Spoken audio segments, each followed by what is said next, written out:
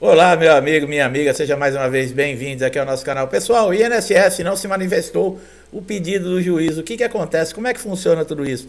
Olha que vídeo importante, que informação importante nós estamos trazendo aqui. Conhecimento e informação que vão ajudar você a resolver aquele problema. Aqui nos comentários dos vídeos, nós sempre recebemos muita gente falando que o juiz deu a decisão e o INSS está demorando para implantar o benefício. E nós vamos responder algumas perguntas que estão aqui no comentário, que são importantíssimas. Perguntas como: quando o processo está na mesa do juiz, demora? O que acontece quando o INSS não recorre da decisão? O INSS pode recorrer? O que fazer quando o juiz demora para dar a sentença? Quanto tempo o processo pode ficar parado? O que acontece depois de recorrido o prazo? Olha, são perguntas que eu tenho certeza que tem muita gente que está atrás da tela aí, inscritos no canal e pessoas que estão chegando aqui pela primeira vez, que estão passando por essa situação e não sabem mais o que fazer. Não sabiam, porque agora nós vamos dar toda a informação, conhecimento do que você deve fazer caso você esteja passando por uma situação como essa. Então não deixe de assistir esse vídeo até o final. 10, 15 minutos de conhecimento que você ganhar aqui nesse vídeo vão te poupar dias, semanas ou até meses de perda de tempo lá no INSS, ou mesmo de você precisar ir até uma agência, ficar sem saber, as pessoas ficarem te jogando de um lado para o outro, e você, por falta de conhecimento, você não sabe quais são os seus direitos, não sabe como exigir esses direitos. Então é muito importante que você acompanhe com muita atenção esse vídeo. Então vamos lá, se o INSS não se manifestou pelo pedido do juiz. Bom, primeiro, o juiz não tem prazo, tá? Ele dá a sentença quando ele quiser. O juiz não é obrigado, ele não tem... o processo está na tua mão, você tem que dar sentença. Não, o juiz ele vai dar a sentença a hora que ele achar mais adequado e ele tiver certeza de tudo que ele leu nos autos, das confirmações, das provas, aí sim ele dá a sentença. O prazo de 10 dias é para o INSS, no caso, se manifestar. Caso se manifeste após o prazo, o juiz ele pode ignorar essa manifestação do INSS, por ela ser intempestiva. Precisa também observar que a data da citação eletrônica feita ao INSS, porque o judiciário, quando intima, ele faz uma citação eletrônica. Nesse caso, fez a citação eletrônica para o INSS. É a partir dessa data que vai começar a contar os 10 dias. Olha aí, então nós vimos que o juiz não tem prazo para dar sentença. Muita gente, o juiz está demorando para dar a sentença. É assim mesmo, o juiz para dar uma sentença, ele tem que ter certeza da decisão que ele vai tomar. Agora, no caso, um pedido do juiz, uma manifestação, no caso do INSS é 10 dias. E não é 10 dias quando o INSS começa a contar esse tempo. Não, é a partir da citação eletrônica. Então, como nós já vimos, existe o acordo lá entre o Ministério Público, o INSS e a Justiça Federal, para adiantar, para fazer com que os processos judiciais eles andem mais rápido. Dizem que a parte eletrônica seria até de 1 minuto para fazer a liberação de um benefício. Por quê? Quando se fizesse a citação lá na Justiça Federal, em 1 minuto já estaria, menos de 1 minuto já estaria no INSS. Então os 10 dias aí começa a contar a partir desse momento, quando foi feita essa citação. Quando o processo está na mesa do juiz, demora, é o que nós estávamos falando, né? O juiz, ele vai dar a sentença quando ele achar melhor. Mas quanto tempo pode levar para ele proferir, no caso do despacho? A regra geral prevista no Código de Processo Civil é de que o juiz vai proferir a sentença em até 5 dias. As decisões em até 10 dias.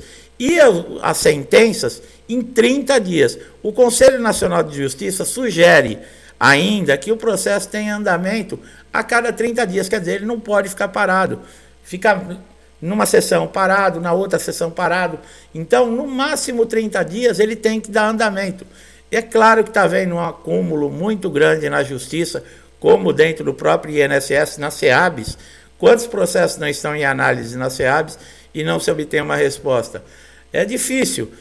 Mesmo tendo os prazos, muitas vezes nem a Justiça está conseguindo cumprir esses prazos. O que acontece quando o INSS não recorre da decisão do juiz?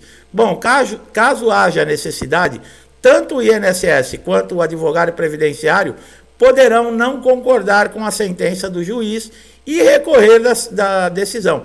Isso tanto o INSS como você. Isso é excelente, tá? Em certo ponto, no sentido que, se o segurado ele não teve a decisão favorável a ele tem a oportunidade de entrar com recurso para reverter essa decisão. Só que também tem o outro lado. Se o INSS perder a ação, ele também tem direito a entrar com recurso. Isso é uma via de mão dupla, né, pessoal? O que é para um na justiça também serve para o outro. Então, tem um lado bom para o segurado e tem um lado ruim, que é o INSS poder recorrer. Agora, casos de aposentadoria, né? Muita gente demora a aposentadoria. Quanto tempo o INSS tem para responder no caso de aposentadoria para o juiz? Bom, a sentença poderá demorar até em torno de 7 meses. Se o caso for solucionado no Tribunal Regional, em até 6 anos, se for preciso utilizar outros recursos. Uma boa notícia é que não é preciso esperar todos os recursos serem julgados para começar a receber a aposentadoria. O magistrado ele pode determinar que o pagamento comece a ser feito muito antes aí de terminar, chegar ao final do processo, o final do julgamento. Basta ele ter a certeza que está mostrando ali nos autos que esse segurado que pediu a aposentadoria ele está sendo prejudicado e ele necessita dessa renda para a sua subsistência e da sua família. O que fazer quando o juiz demora para dar a sentença? Bem, apesar do artigo 235 do novo Código de Processo Civil, alguns juízes podem se sentir afrontados e a sentença pode acabar não saindo da melhor forma. Uma boa alternativa é conversar com o juiz. Se você tiver a oportunidade, converse com o juiz. Se não, se você constituir um advogado, que o advogado vá conversar com o juiz com relação à demora da sentença, o que está ocorrendo, o que está ocasionando na vida do segurado. Você falando como magistrado, você abre a verdade da sua vida. Você pode estar dependendo de amigos, dependendo de família, está numa situação constrangedora, ou então não consegue ninguém que possa te ajudar, está passando necessidade, a sua família também. Tem que se conversar, tá? Isso pode alavancar. E eu tenho uma curiosidade aqui que muita gente não sabe, né? Benefícios de incapacidade que estão na justiça. Vão passar por perícia judicial. O que fazer se o perito judicial negar a incapacidade? Nós sempre falamos da perícia judicial, de perícia do INSS, como se elas fossem favoráveis ao segurado. Mas no caso, se ela for contra, né, o pedido de incapacidade desse segurado, bom, dá para ganhar um processo contra o INSS, mesmo tendo a perícia judicial negada. Porque o juiz ele pode não reconhecer, tá, o laudo judicial que foi totalmente desfavorável ao segurado. De que maneira que o juiz pode desconsiderar o laudo? Se a documentação apresentada nos autos, elas forem muito fortes e consistentes, demonstram claramente que esse segurado está capacitado para exercer as suas atividades, que seria para um benefício, por exemplo, de incapacidade temporária, o antigo auxílio-acidente, ou mesmo que ele está incapacitado total e permanente para a sua atividade ou para qualquer outro tipo de atividade, que seria a aposentadoria por invalidez. Quando nós falamos que uma das maiores dicas que nós damos aqui no canal é com relação à documentação, não amassar, não molhar, não rasurar, não dobrar, tomar cuidado com documentos, vocês vejam a importância. Você pode passar numa perícia judicial, está pedindo um benefício de auxílio-doença na justiça. O perito judicial ele pode negar a existência de uma incapacidade. E o juiz pode ser contrário e ignorar o parecer desse perito judicial. Por quê? Porque nos autos a sua documentação ela é tão clara, ela é tão forte, ela é tão consistente, que convenceu o magistrado. Então, independente desse laudo pericial, o magistrado vai dar a posição dele e a decisão através da documentação apresentada. Então, guarde bem isso, pessoal. Todos os vídeos nós falamos isso, não é para ser repetitivo, é para ficar mesmo na mente de vocês.